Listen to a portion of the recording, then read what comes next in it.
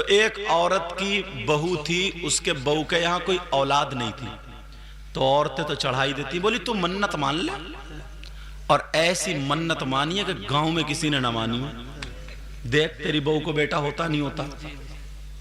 सोचते रही क्या मांगू क्या मांगू क्या मांगू क्या मांगू। उसने बकरा काटा, उसने मुर्गी काटी, उसने यूं काटा, उसने ऐसे, और बस बोली अगर अल्लाह तू मेरी बहू को बेटा दे देगा, कोई औलाद दे देगा, तो 9 हाथ का बकरा काटूंगी। कितने हाथ का बोलो? तुमने किसी ने आज तक 9 हाथ का देखा? बोलो 9 हाथ का देखा गया? मगर बोल गई तो बोल गई। अल्लाह ताला ने भी बच्चे की उम्मीद दे दी। अब ये सुनने की बात है, बड़े मजे की। मैंने जब पढ़ा तो मुझे बड़ा मजा आया, सुनाना चाहता हूं। अल्लाह अल्लाह, वो बच्चे की उम्मीद बहू को हो गई। अब औरतों ने कहा बुढ़ी अम्मा ढूंढ लो 9 हाथ का बकरा। जो काम करते थे, बकरे बेचते थे, लेते थे, बोली भैया 9 हाथ का चाहिए।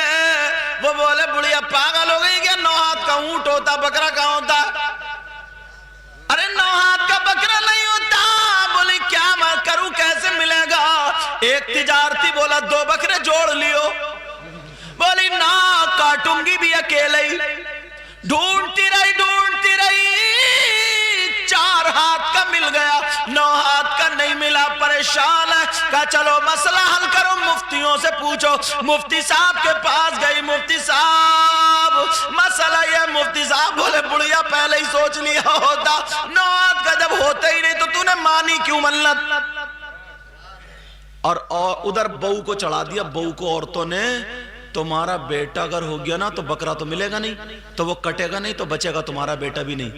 तो बहू बोली अगर बकरा नहीं मिला तो बुढ़िया कटेगी। कौन कटेगी? बुढ़िया कटेगी। बहू बड़ी खतरनाक थी, बड़ी खतरनाक बहू थी। अब बुढ़िया को पता चल गया, डरती वैसे ही थी बुढ़िया।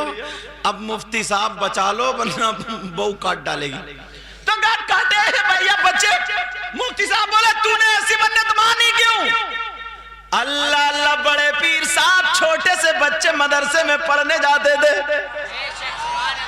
सुभान अल्लाह बोलो। बड़े पीर साहब के उस्ताद के पास पहुंच गई बुढ़ी अम्मा और कहने लगी मुफ्ती साहब बचा लो। का क्या हुआ? का 9 हाथ का बकरा मन्नत में बोल दिया था।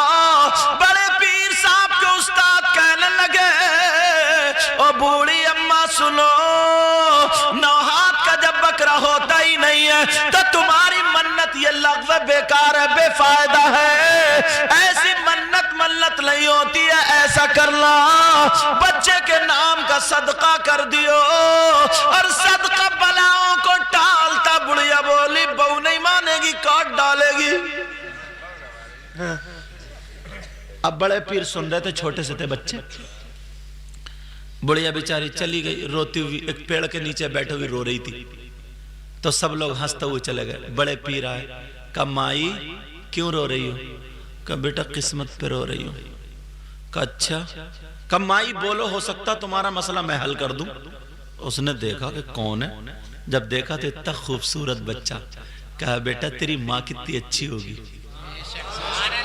तू इतना प्यारा है तो तेरी माँ कितनी, इतना खूबसूरत बच्चा। बड़े पीर थे ना वो।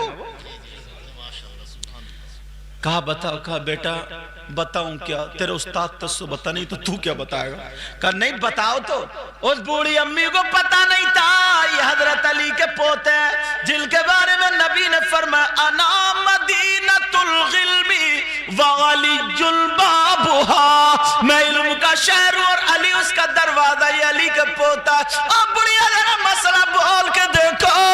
बूढ़ी माँ कहने लगी बेटा क्या बताऊं क्या बताऊं? पहले तुम बताओ क्या तुमने 9 हाथ का बकरा देखा है?